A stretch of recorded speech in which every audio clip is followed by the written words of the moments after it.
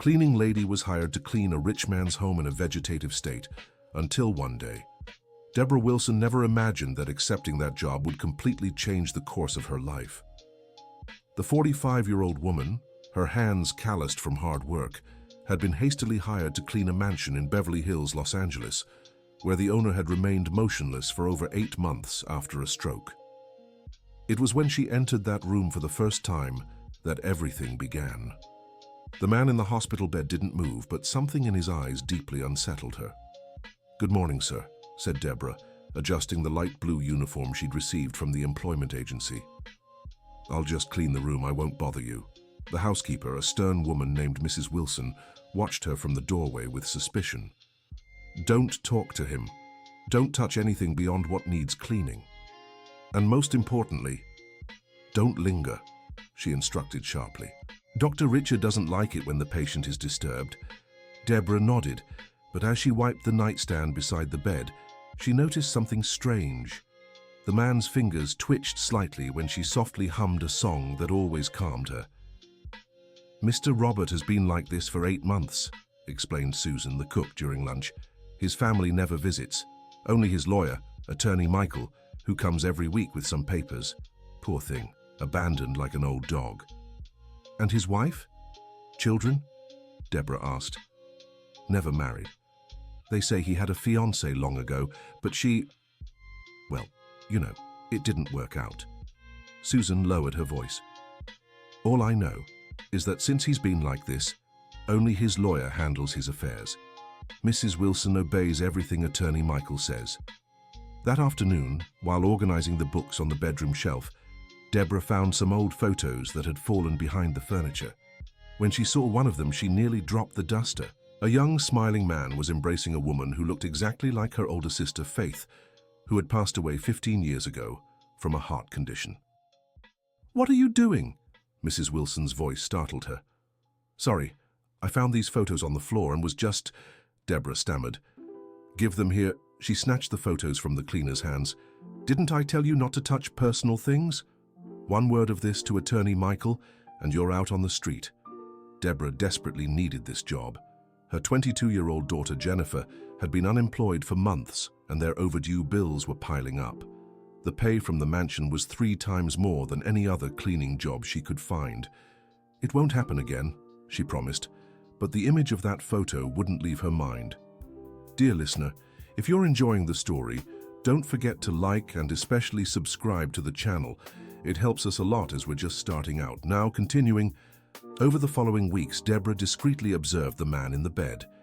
Robert Campbell, she discovered from the name on his medications, was 53 and had been a successful businessman in the construction industry. But something didn't add up. If he was so wealthy, why did no family ever visit? Why only the lawyer, always in a hurry and whispering with Mrs. Wilson? One afternoon, while changing the sheets, Deborah noticed Robert slightly turned his head when she accidentally mentioned the name Faith. "Faith was my older sister," she whispered, glancing around to make sure they were alone. "She was a nurse, took care of everyone in the family. Did you know someone by that name?" Robert's eyes seemed to focus on her for a moment, and she was certain he had tried to say something. "Deborah," Mrs. Wilson appeared at the door. "What are you still doing here? You're way past your time." "I was just finishing cleaning," she replied, quickly putting away the supplies. "And chatting with the patient from what I saw. That's not allowed," the housekeeper said threateningly as she approached. "You're here to work, not to play therapist." That night at home, Deborah told her daughter about the strange job. "Mom, don't get yourself into trouble," Jennifer warned.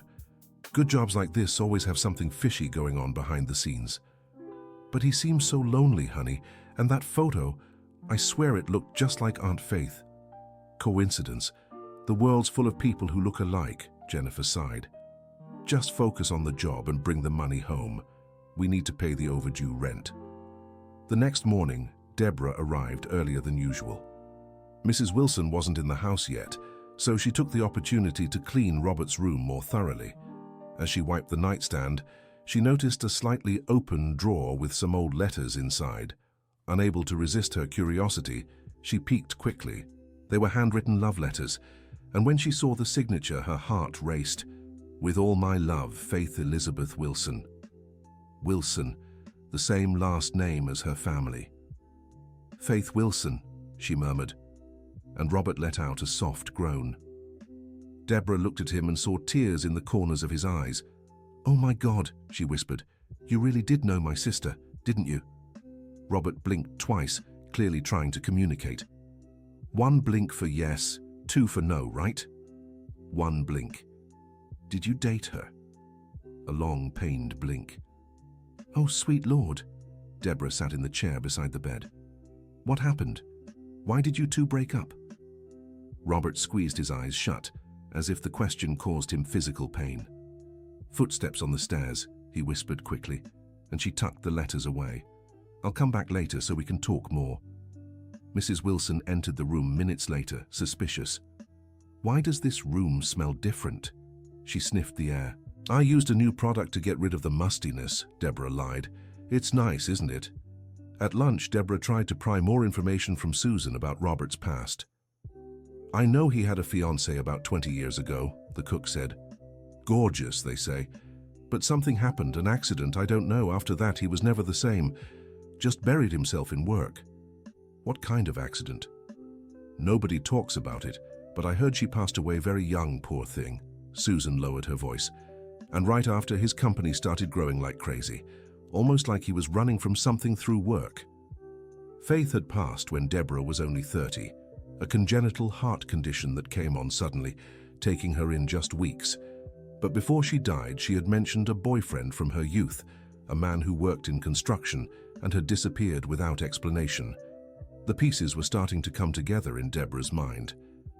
That afternoon, she managed to be alone with Robert again. "Faith was my sister," she said, gently holding his hand.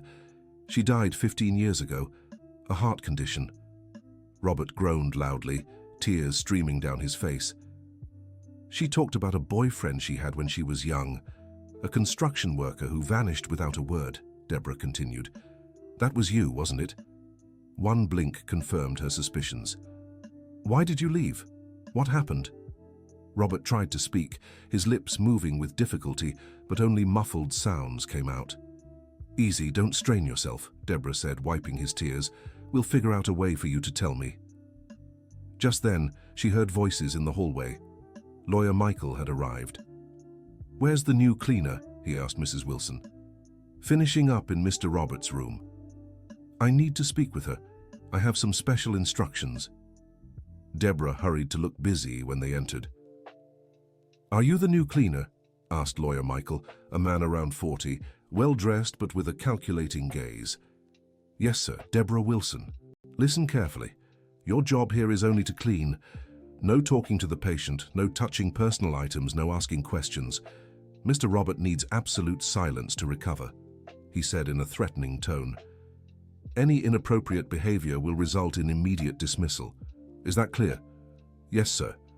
"Good. Mrs. Wilson, I need you to prepare the documents we discussed.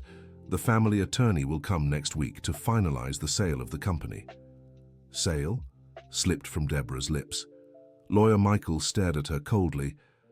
"That's none of your concern. Get back to work." After they left, Deborah was disturbed. What sale was that? Had Robert authorized it? How could he, if he could barely communicate? That night, she searched online for Robert Campbell. She discovered he owned a mid-sized construction company that had grown significantly over the past 15 years. There was no information about close family, and all recent news mentioned his business was being managed by his attorney due to his health condition. The next day, Deborah arrived determined to learn more. While cleaning, she whispered to Robert, "Mr. Robert, do you want to sell your company?" 2 strong blinks. "No." "Did you authorize Lawyer Michael to sell it?" 2 blinks again. "Then how can he do this?" Robert tried to speak again, moving his lips with effort. Deborah leaned closer and caught fragments. Of, at, tor, nay. Power of attorney? He has one?" 1 blink, but Robert seemed agitated, as if trying to say something was wrong. "Is the power of attorney fake?" 1 long, intense blink. Deborah felt a chill in her stomach. She was in the middle of something far more complicated than she'd imagined. At lunch, she tried to learn more from Susan. "Mrs. Susan, do you know when lawyer Michael started handling Mr. Roberts' business?" "Right after the accident." "Why do you ask?" "Just curious. Do you know if he has family, any close relatives?" "Not that I know of. His parents died years ago. No siblings. That's why lawyer Michael took charge of everything." Susan hesitated. "But I thought it was strange he wanted to sell the company. Mr. Robert loved that business." "How do you know he wants to sell?" "I heard lawyer Michael talking to Mrs. Wilson. He said it was better to sell quickly before things got more complicated." "What things?" Deborah knew she had to act but had no idea how. That afternoon, while cleaning Robert's office, she discreetly examined the papers on the desk. There were company documents, contracts, and a folder labeled Power of Attorney Robert Campbell handwritten on it. She quickly opened it and found several legal papers. She didn't understand everything, but one thing stood out. The power of attorney was dated just 2 months prior, long after Robert's accident. How could he have signed it if he was in a vegetative state? "What are you doing?" Mrs. Wilson's voice made her jump. "Sorry, I was cleaning and the papers fell," she lied, trying to reorganize them. "Give that here." Mrs. Wilson snatched the folder from her hands. "Didn't I tell you not to touch anything?" "It was an accident, I swear." The housekeeper eyed her suspiciously.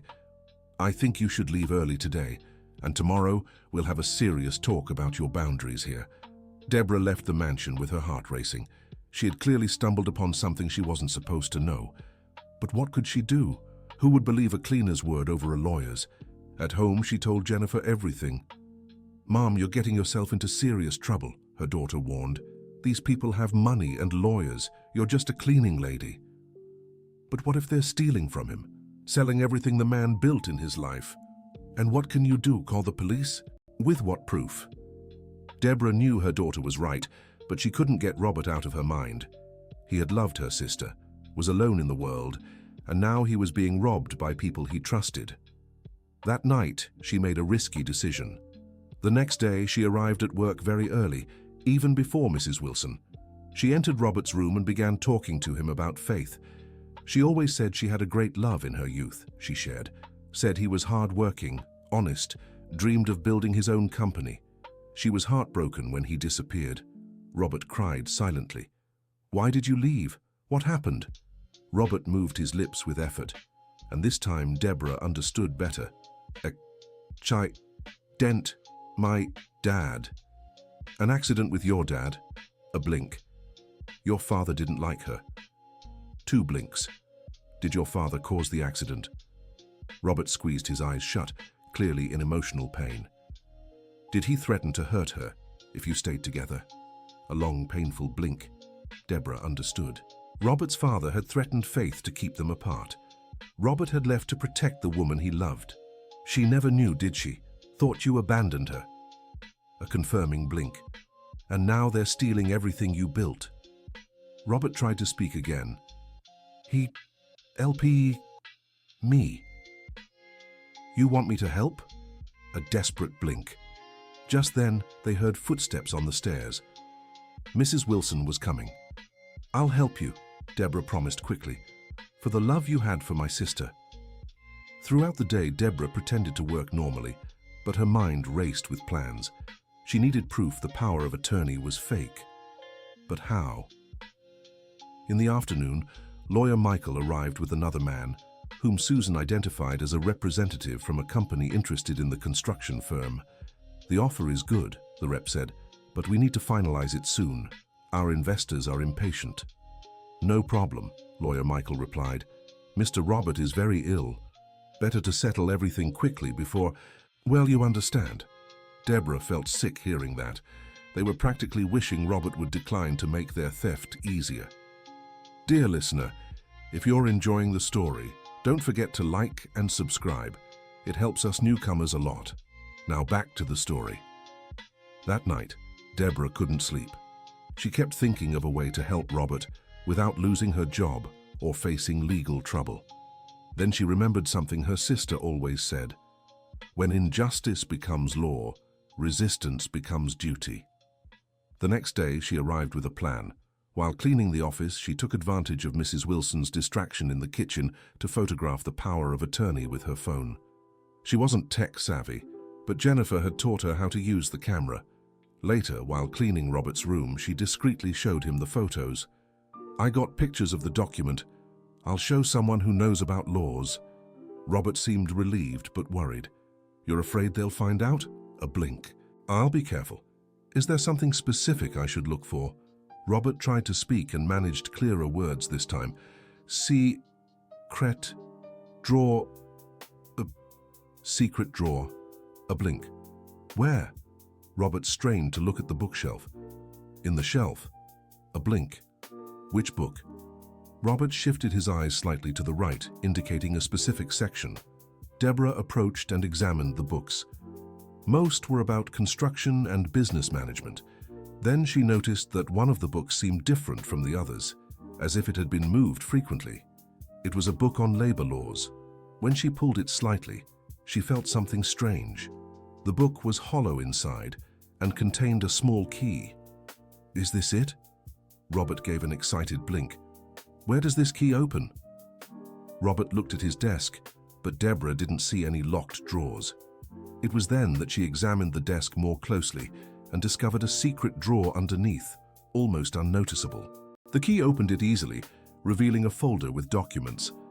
Deborah quickly scanned them and her heart raced. It was a will, dated just 3 months before Robert's accident, in which he left everything to a foundation in Faith Wilson's name, dedicated to helping underprivileged families with health issues. There was also a copy of the original power of attorney, which was very different from the one on the desk. The original granted limited powers to lawyer Michael only to manage the company, not to sell it. "My God," Deborah murmured. "They falsified everything." Robert tried to speak again. Make a copy?" A blink. Deborah photographed all the documents from the secret drawer, making sure they were clear. Then she put everything back and hid the key in its original spot. "Now I need to figure out what to do with this," she said to Robert. "Do you know any trustworthy lawyer?" Robert thought for a moment, then tried to say, Lawyer David." A blink. "Where can I find him?" Robert looked at the address book on the desk. Deborah quickly flipped through it and found the contact. David Anderson, Esquires, attorney at law. "I'll look for him," she promised. That afternoon, Deborah left work pretending to be sick and went to David's office. He was an older lawyer with an honest appearance who seemed surprised to see her. "You said you're here on behalf of Robert Campbell. How is he? I haven't been able to visit him for months." "You couldn't? Why?" "His current lawyer, Michael Taylor, said Robert is very frail and can't receive visitors. Only close family, but he has no family." "Mr. Anderson, I need to show you something." Deborah took out her phone. "But first, promise me you'll help me protect Mr. Robert." David examined the photos with growing concern. "My God, this is a massive fraud," he murmured. "The original power of attorney in my files matches the one you photographed. They completely altered the powers. What can we do? First, I need to physically examine these documents.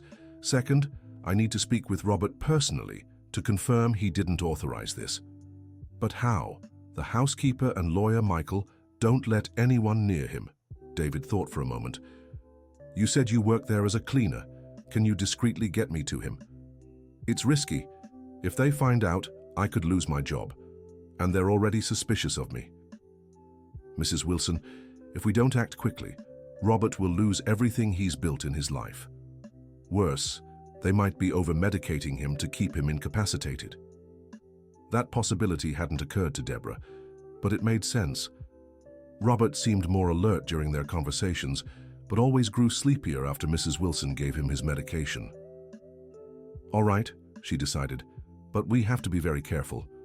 They agreed that David would pose as a medical equipment maintenance technician the next day. Deborah would find a way to distract the others so he could speak with Robert.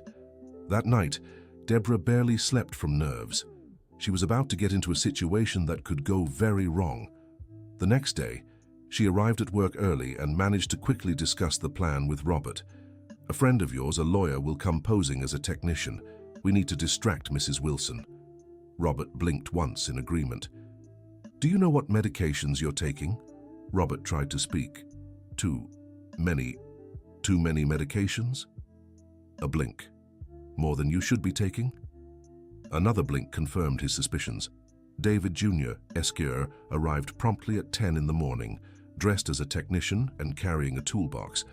I'm here for the monthly maintenance of the medical equipment, he announced to Mrs. Wilson. I'm running late this month. No one informed me, said the housekeeper suspiciously. Lawyer Michael authorized it. Would you like to call him to confirm? David Jr. remained calm. No, if he authorized it, but make it quick. Deborah found a way to knock over a vase in the kitchen, making noise and drawing Mrs. Wilson's attention. While the housekeeper scolded her for the mess, David Jr. slipped into Robert's room. The conversation lasted only 5 minutes, but was enough. David Jr. confirmed that Robert was being over-medicated and had not authorized any sale. He also managed to get Robert to sign, with great effort, a new power of attorney, invalidating the fake one. We did it, David Jr. whispered to Deborah before leaving. But when he was gone, Mrs. Wilson seemed suspicious. What kind of maintenance was that? I didn't see him touch any equipment.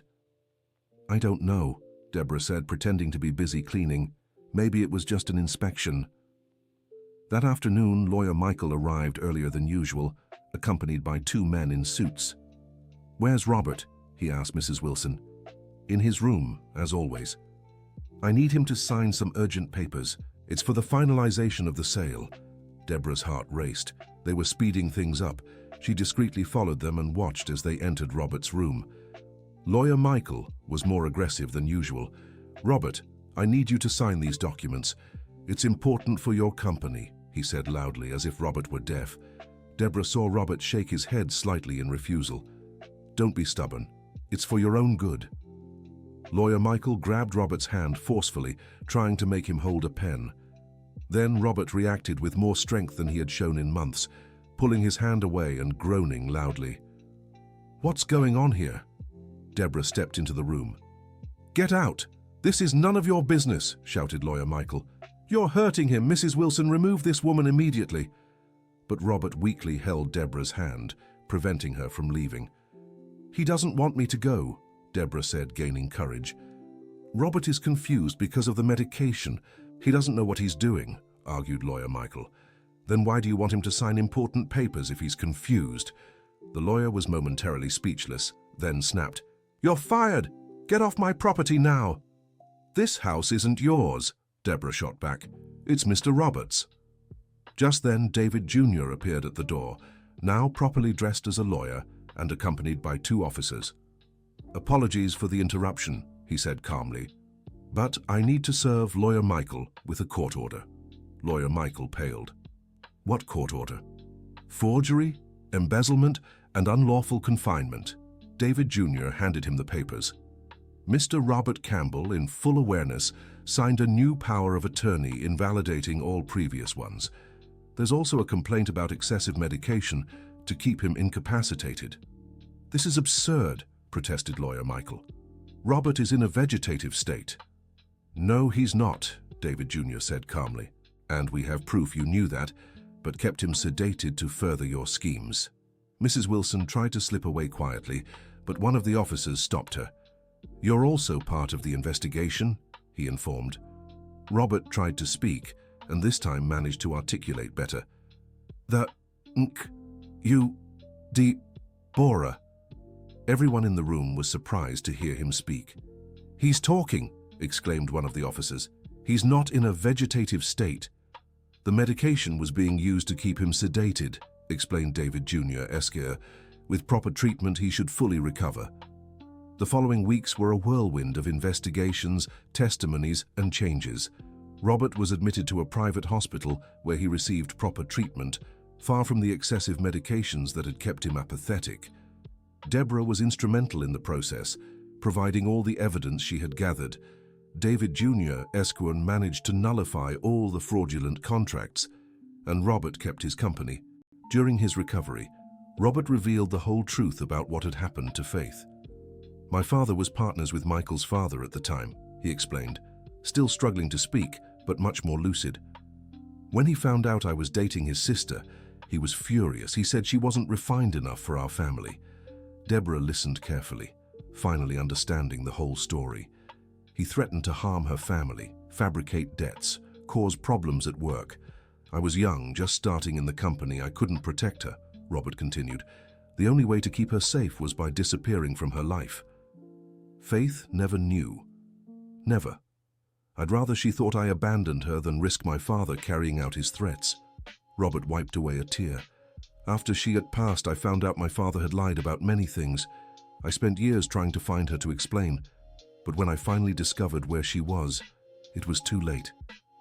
She loved you until the end, Deborah said gently. She always spoke of the great love of her youth. She never married because she said she'd already found her true love. Robert cried upon hearing this.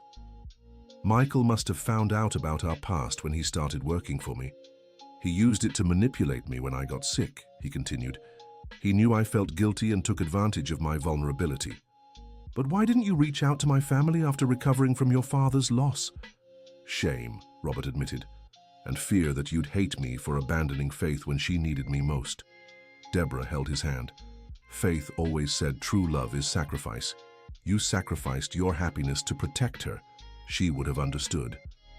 Dear listener, if you're enjoying the story, don't forget to like and especially subscribe to the channel. It helps us a lot as we're just starting out. Now, continuing.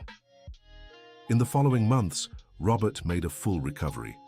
The investigation revealed that Michael had been embezzling company funds for years, not just attempting to sell it illegally. Mrs. Wilson, who initially seemed complicit, had actually been blackmailed because her son had gotten involved with drugs, and Michael had threatened to report him. I didn't want to do it, Mrs. Wilson confessed to Deborah, but he said if I didn't help, my son would go to prison. Why didn't you tell Mr. Robert? Lawyer Michael said Mr. Robert was too ill and that any stress could kill him. I believed I was protecting them both, the housekeeper wept. I'm a fool, an old fool. Deborah comforted her. She knew how hard it was to make the right choices when fearing for someone you love. When Robert learned of Mrs. Wilson's situation, he not only forgave her, but also helped pay for her son's treatment at a rehabilitation center. We were all Michael's victims, he said.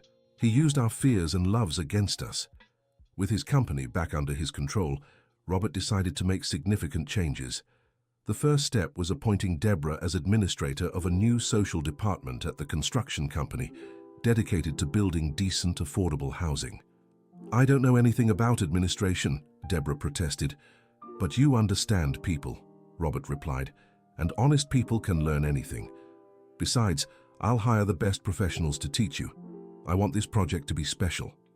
The special project was the construction of a housing complex in honor of Faith, with homes sold at cost for low-income families.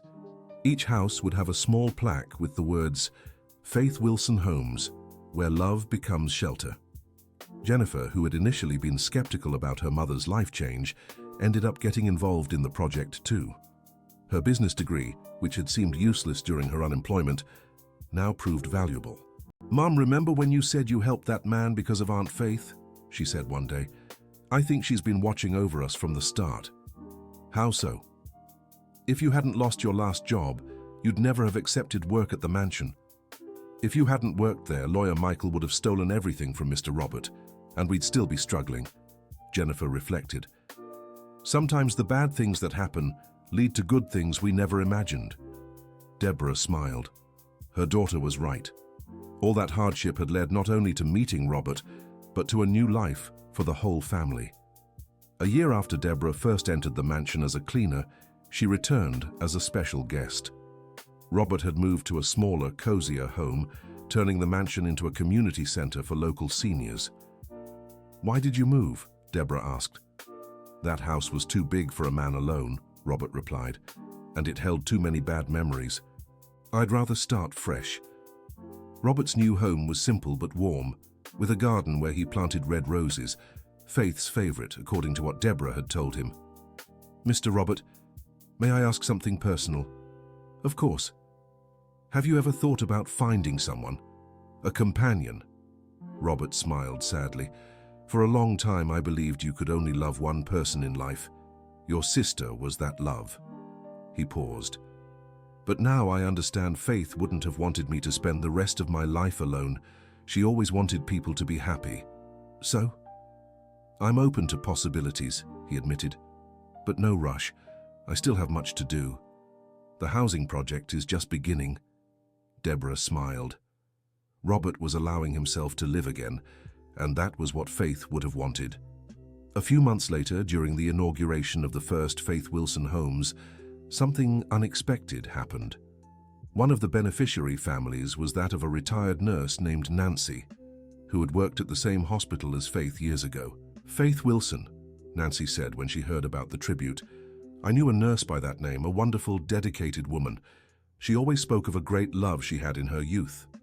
"Do you remember anything else?" Deborah asked, intrigued. "I remember her showing me a photo once. She said it was the only man she ever truly loved," Nancy thought. "If I'm not mistaken, she left some personal belongings with the hospital coordinator when she left. They might still be there." Deborah and Robert went to the hospital together to investigate. After a long search, they found a small box in the old archives containing Faith's personal items. Inside were photos, some letters Robert had written to her before disappearing, and one letter she had never sent, addressed to him. Robert trembled as he read Faith's letter. "My dearest Robert, I don't know where you are or why you left without saying goodbye. I know you must have your reasons, and even though I'm hurt, I trust you. If you ever read this letter, I want you to know that our love gave me strength for a lifetime. I hold no resentment, only gratitude for having known what it means to truly love. If you are well and happy, that is enough for me. And if we ever meet again, in this life or another, know that my heart will always be yours, with eternal love. Faith." Robert cried as he read the letter. Faith had forgiven him, even without knowing why he left. "She knew," he murmured. "Somehow she knew I loved her." "My sister was always wise," said Deborah, also moved. "She used to say that true love forgives even before knowing what there is to forgive." That night, Robert made an important decision. He wrote a letter to Faith telling her the whole truth about why he had left, asking for forgiveness, and promising to honor her memory by helping others. He buried the letter beside the rose bush he planted in the garden, along with the old letters. It was his way of finally saying a proper goodbye and starting to live without guilt. 2 years after it all began, the Faith Wilson Homes Project had already helped over 200 families. Deborah became a respected administrator, and Jennifer got a job at a construction company partnering with the project. Robert, now 55, met Carol, a 50-year-old volunteer architect working on the project. She was a widow, a mother of 2 grown children, and had the same compassionate spirit that had drawn Robert to Faith. "It's not a new love," Robert explained to Deborah. "It's a different love. Faith will always have her place in my heart, but Carol has shown me that the heart can love in different ways without diminishing past loves." Deborah was moved to see Robert happy. She knew Faith would approve. During the inauguration ceremony of the third housing complex, Robert gave an emotional speech. This project was born from love. The love Faith Wilson had for life, for people, for justice. The love her sister Deborah had for her and for me, risking her job to help me. The love we all should have for one another, especially for those in need. He paused. "Faith always said that home isn't just where we sleep, but where our hearts find rest. May these houses be homes where hearts can rest in peace." The audience applauded tearfully. Among those present were the families who had been helped, employees of the construction company, project partners, and even Mrs. Wilson, who now worked as the company's social services supervisor. After the event, Deborah and Robert walked through the first completed complex, watching children play in the courtyards and families gathered on the porches. "Faith would be proud," said Deborah. "Of you too," Robert replied. "You made all this possible." "No, it was her love that made it possible. I just followed the path she would have taken." Robert stopped and looked at Deborah warmly. "Deborah, I want to make you a proposal." "What proposal?" "I want to create an official foundation in Faith's name, dedicated not just to housing but also to health, education, and social assistance. and I want you to be the president of that foundation." Deborah was surprised. "But I'm not qualified for that." "You have something better than qualifications. You have heart, and you can hire the best professionals to support you." Robert smiled. "Besides, you've already proven you can manage complex projects. What do you think?" Deborah thought of her sister, of how happy she would have been to know her name was tied to so much good. "I accept," she said, "but on one condition." "What?" "That you remain my partner in this mission. Faith loved you, and I know she would want us to work together to help people." Robert agreed, and they sealed the deal with a brotherly hug. 3 years later, the Faith Wilson Foundation had become one of the most respected social organizations in Los Angeles. It had built over 1,000 affordable homes, established 4 community schools, 2 health clinics, and a vocational training center. Deborah, now 48, had become a well-known figure in the social sector. Jennifer worked as the foundation's project coordinator and had married an engineer she met during the construction of one of the schools.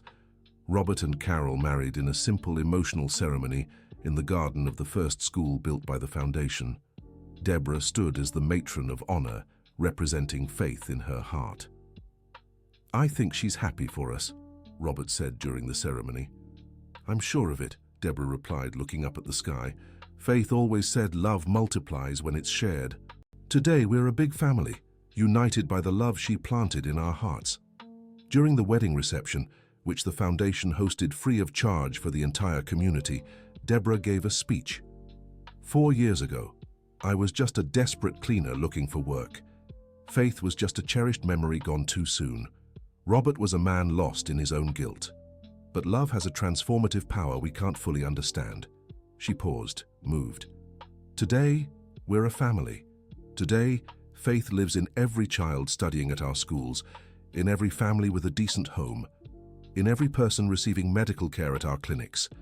Her love has multiplied and become the love of many." The audience was deeply moved, and many wept at her words. Later during the celebration, a special surprise arrived. David Jr. Eskian, who had become the foundation's official lawyer, came with important news. "Deborah, Robert, I have something for you," he said, holding a folder. "Remember the lawsuit against Michael?" "Of course," Robert replied. "He was convicted and is paying for his crimes." "Yes, but there's a new development.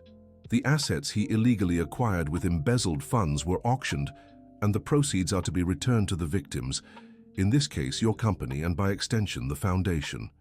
"How much?" Deborah asked. $3 million. Robert and Deborah were speechless. "With this money we can expand our projects to other cities," Robert said excitedly. "Or build the hospital we've always dreamed of," Deborah suggested. "A community hospital with dignified care for everyone." "Why not both?" Carol offered. "With proper planning, this amount can serve as a foundation to secure funding and partnerships for even bigger projects." And so, they began planning the expansion of the Faith Wilson Foundation to other regions of the country. 5 years after Deborah first entered the mansion as a cleaner, the foundation was operating in 15 U.S. cities. The community hospital had opened and become a model for compassionate care. Deborah, now nationally recognized for her social work, never forgot her roots. She still lived in the same neighborhood, just in a better home, and made sure to stay directly involved with the families helped by the foundation's programs. During a television interview, the host asked what the secret to the foundation's success was. "There's no secret," Deborah answered. "There's only love. Love for the memory of those we've lost, love for those still with us, and love for those we haven't met yet, but know need help. When you act out of love, the right things happen naturally." "And what's the greatest lesson you've learned over these years?" Deborah thought of Faith, of Robert, of all the hard times and every victory they'd achieved. "I learned that there are no coincidences. There's a greater purpose we don't always understand in the moment.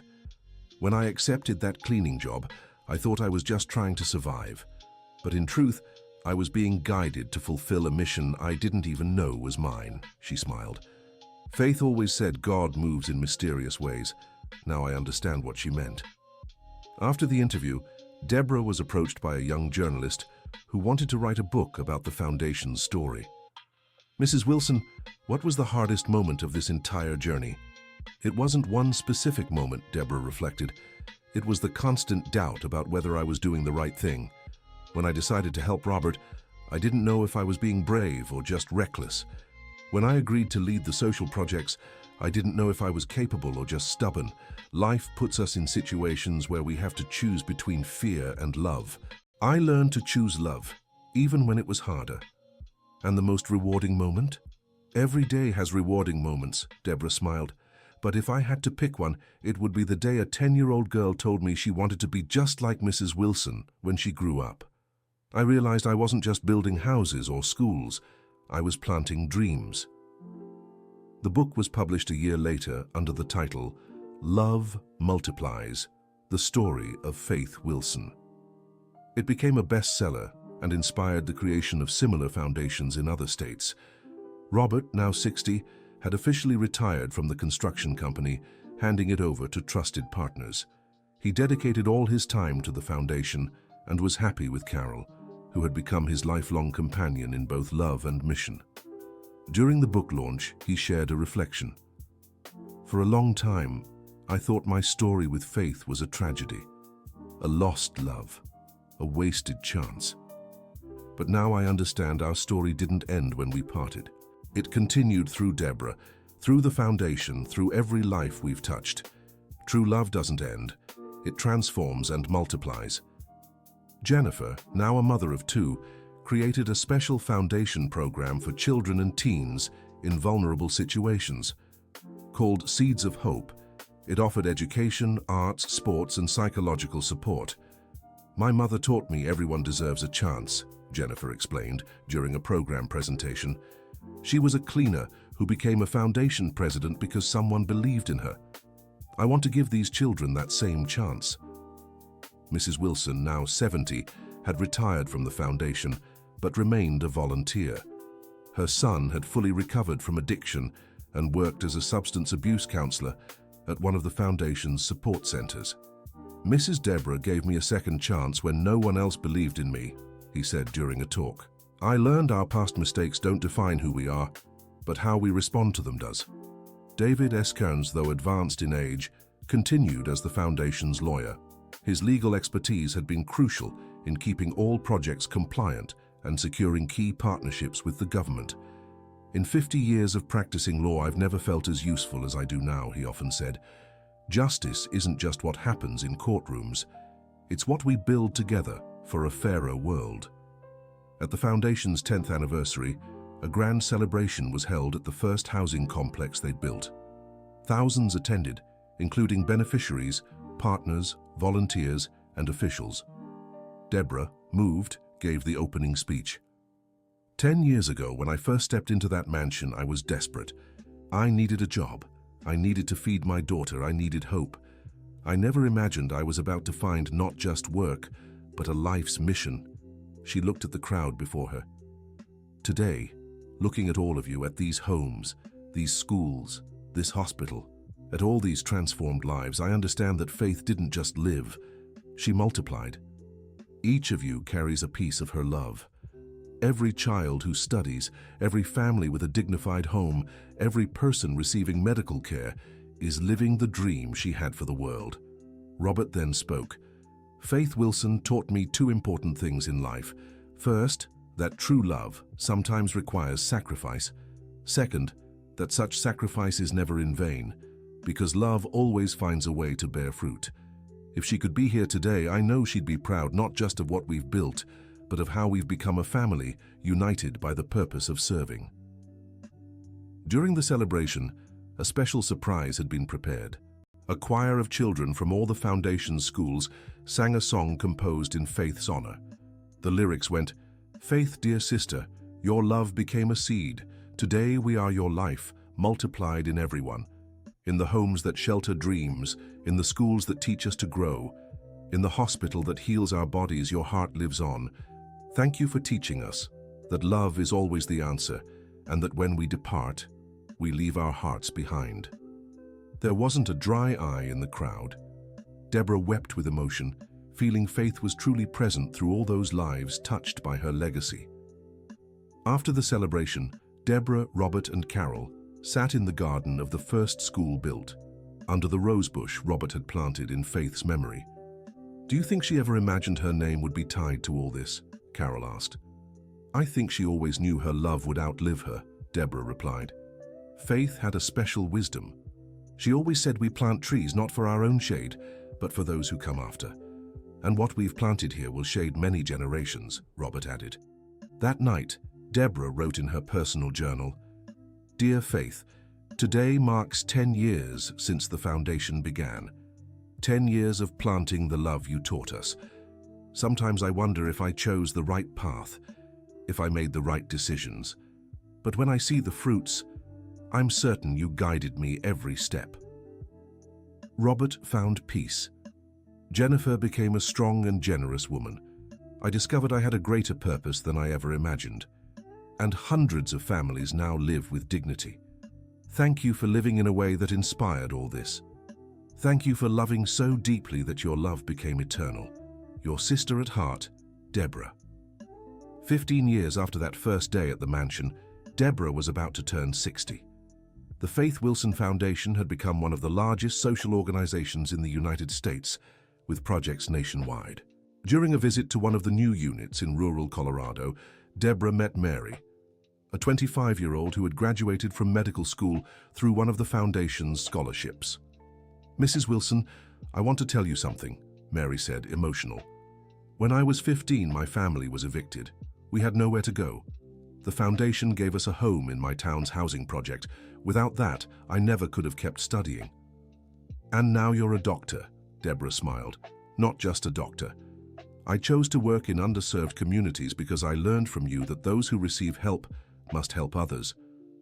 Mary took Deborah's hand. "You saved my life, and now I can save others." This was the kind of story Deborah heard constantly. The foundation didn't just offer immediate assistance, it turned beneficiaries into new multipliers of good. During a foundation board meeting, Robert proposed a new initiative. "I think it's time we create a broader university scholarship fund. I want every young person from families supported by the foundation to have the chance to go to college if they wish." "That's a beautiful idea," Deborah agreed, "but it will require a lot of resources." "I've already thought about that. I'll donate half of my personal assets to create this fund," Robert announced. Everyone was surprised. "Robert, you don't have to do this," said Carol. "Yes, I do. Faith always wanted education to be accessible to everyone, and I have more money than I need to live well," he smiled. "Besides, the best legacy I can leave isn't money. It's the opportunities I create for others." The Faith Wilson Scholarship Fund was established, and within 5 years, it had funded over 1,000 young people in higher education. Many of them returned to work in social projects, creating a virtuous cycle of social transformation. Deborah, now 62, decided to begin preparing her succession as foundation president, not because she wanted to retire, but because she believed in the importance of renewing leadership. "I want Jennifer to gradually take over as president," she announced during a meeting. "She has the experience, the vision, and most importantly, the heart to continue this work." Jennifer, now 42, was moved but also worried. "Mom, you've built something incredible. I'm afraid I won't be able to maintain the same standard." "My dear, you don't have to maintain the same standard. You need to create your own," Deborah said wisely. "Every generation has its own challenges and opportunities. I trust you to take the foundation to the next level." The transition was gradual and careful. Deborah remained as President Emerita, Jennifer took over as Executive President, and Robert continued as Board Chairman. During her first General Assembly as President, Jennifer made an important statement. "Our foundation was born from the love between two people who couldn't be together. It grew through the love of a cleaning woman who risked her job to do what was right, and it expanded through the love of thousands who believed in our mission." She paused. "Now, we're entering a new phase, one where we don't just offer assistance, but create sustainable systems for communities to develop autonomously. We want to teach people to fish, not just give them the fish." This new vision led to the creation of cooperatives, microcredit programs, social business incubators, and sustainable development projects. The foundation evolved from a charitable organization into a platform for social transformation. Robert, now 65, was proud of the work's progress. "Faith would be amazed," he remarked to Deborah during a visit to one of the foundation's cooperatives. "All this came from an interrupted love." "It wasn't interrupted," Deborah corrected. "It was transformed. Your love didn't end. It just changed form." It became love for many people. Deborah began dedicating more time to lectures and consulting for other social organizations. Her experience and wisdom were highly sought after by those wanting to create similar projects. During a university lecture, a student asked, "Mrs. Wilson, what's the biggest mistake social organizations make?" "Believing that they're the ones doing the helping," she replied. "In truth, the people who receive our services are the ones helping us. They give us purpose, teach us about resilience, and show us that human dignity isn't dependent on material conditions. We just facilitate the process. They're the ones who transform reality." This philosophy had permeated all the foundation's work from the very beginning. That's why every beneficiary was encouraged to actively participate in decisions and become agents of change in their communities. For the foundation's 20th anniversary, a massive 3-day celebration was organized. The event took place simultaneously in every city where the foundation operated, connected by live streaming. Deborah, now 65 and officially retired from the presidency, gave the opening speech. 20 years ago, a desperate cleaning lady walked into a mansion without knowing she'd find her life's mission. Today, that mission has become the mission of thousands. Faith Wilson is no longer just my sister's name. It's the symbol of a movement of love that has spread across the entire United States. Her voice trembled. "Faith, wherever you are, thank you for planting the seed of love that serves in our hearts." That seed has grown into a forest. Mr. Robert, now 70, also spoke. "When I was young, I thought I'd lost the love of my life. Now I understand I didn't lose it. I multiplied it. Faith lives in every home we've built, in every child we've educated, in every life saved by the hospital. Our love didn't end. It just found a different way to exist." During the celebration, a special surprise was announced: the creation of the Faith Wilson Institute for Social Research, dedicated to studying and developing new methodologies for social transformation. "We want the foundation not just to keep doing good, but to help other organizations do good more effectively," Jennifer explained during the announcement. The institute would be led by David Jr. Eskilner, the son of the late David Anderson Eskilner, who had followed in his father's footsteps in social advocacy. Deborah was moved to see the legacy continuing through the next generation. "That's how true love works," she told Carol. "It doesn't stop with one person. It passes from generation to generation, always growing." In the following years, the Faith Wilson Institute became a benchmark in social research, helping hundreds of organizations across the country improve their methods and expand their impact. Deborah, now 70, spent her time writing her memoirs and giving occasional talks. Her story had become an inspiration for many facing hardships. During one of these talks at a public school in Los Angeles, a 12-year-old girl raised her hand. "Mrs. Wilson, have you ever regretted anything you've done?" Deborah thought for a moment. "I regret taking so long to understand that everyone has a special mission in life. If I'd realized that sooner, maybe I could have helped more people." She smiled. "But I've also learned there's no use looking back with regret. What matters is using the time we have left as wisely as possible. And how do we find out what our mission is? By paying attention to life's signs. When something touches your heart in a special way, when you feel you can make a difference in a situation, when an opportunity to help someone appears." Deborah looked at the girl warmly. "Your mission will always involve using your gifts to serve others." After the talk, the girl approached Deborah. "Mrs. Wilson, my mom's a cleaning lady too. She sometimes gets sad because she thinks it's not an important job. Tell your mom that being a cleaning lady was the most important job of my life," Deborah replied, moved.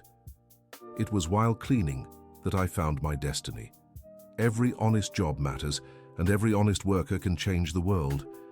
This conversation inspired Deborah to create the final project of her life, the Workplace Dignity Program, dedicated to uplifting essential workers like cleaners, doormen, sanitation workers, and others. "I want every person who works honestly to feel proud of what they do," she explained during the program's launch. It was a cleaning lady who saved a businessman and created a foundation. Imagine what others can do when they feel valued. The program offered training courses, psychological support, financial guidance, and professional growth opportunities for workers in essential services. Robert, now 75, remained active in the foundation despite his age. Carol supported him in everything, and they had become the most admired couple in Los Angeles' social sector. "Don't you ever get tired?" Carol asked him one day. "How could I tire of doing something that gives my life so much meaning?" Robert replied. "Faith taught me that when we do something out of love, it energizes us rather than drains us." Jennifer, now 50, had expanded the foundation to other countries in Central America. The methods developed in the United States were being adapted to local realities in Honduras, the Dominican Republic, and Haiti. "Mother always said love knows no borders," Jennifer explained during an international conference. "If our methods can help people in other countries, we have an obligation to share them." During a visit to the project in Honduras, Jennifer met Karen, a 40-year-old woman who had lost her husband and was raising 3 children alone. "When I first heard about the Faith Wilson Foundation, I thought it was one of those organizations that promise a lot but deliver little," Karen admitted. "But you truly changed our lives. My children are in school, we have a decent home, and I was able to start a small business with the microloan you provided." "What impressed you most about the foundation's work?" Jennifer asked. "You treat us as capable people, not as pitiful souls who need charity," Karen answered. "You believe we can grow and improve our situation. That makes all the difference." This response confirmed to Jennifer that they were on the right path. The foundation had evolved into a methodology that preserved people's dignity while offering real opportunities for growth. Deborah, now 75, was writing the final chapter of her memoirs when she received a special call. "Mrs. Wilson? This is Mary, the doctor you met in Colorado." "Mary, how are you?" "Very well, actually, I'm calling with news. I just got accepted into a cardiology specialization program. I'll be specializing in the same condition that took your sister's life." Deborah was moved. "What a beautiful coincidence." "It's not a coincidence, it's purpose," Mary said. "I want to dedicate my career to saving hearts, in honor of the woman who saved so many lives through love. May I use Faith Wilson's name in my practice when I graduate?" "Of course you may." Faith would be honored. Deborah wept with emotion. The call made Deborah realize that Faith's legacy would continue spreading in ways she never imagined. In the final pages of her memoirs, Deborah wrote, "If anyone asked me what the most important day of my life was, I'd answer without hesitation. The day I entered that mansion as a cleaning lady. Not because it was the start of a professional change, but because it was the beginning of understanding what truly matters. I learned that true love never ends. It transforms, multiplies, and finds new ways to exist." Faith didn't die. She became eternal through every life we've touched. I learned that everyone has a special purpose, though it doesn't always come with a clear sign. Sometimes, like in my case, it comes disguised as desperation, necessity, or coincidence. I learned there are no small people or insignificant jobs. A cleaning lady can change the world if her heart is in the right place. I learned that true wealth isn't in what we accumulate, but in what we share. Robert was rich when he had money, but he only became truly prosperous when he started using his wealth to serve others. I learned that family isn't just those we're born with, but those who walk with us in the mission to do good. Our family included a lonely businessman, a remorseful housekeeper, an honest lawyer, hundreds of dedicated employees, and thousands of beneficiaries who became partners. I learned that it's never too late to start over. Robert started over at 53, I started over at 45. Every day is a new opportunity to be better than we were yesterday. But the greatest lesson I learned was this: love is the only force capable of turning tragedy into mission, pain into purpose, and an ending into a new beginning. Faith, my dear sister. Thank you for living in a way that inspired all of this. Your love became a seed, your seed became a tree, your tree became a forest. And that forest will keep growing long after we're all gone. Love never ends. It only transforms. End of story. Tell us what you thought of this touching story. Which moment moved you the most? Do you believe Deborah made the right decisions? Share your honest thoughts in the comments. We love reading every message. Don't forget to like and subscribe to the channel so you won't miss other stories that will touch your heart.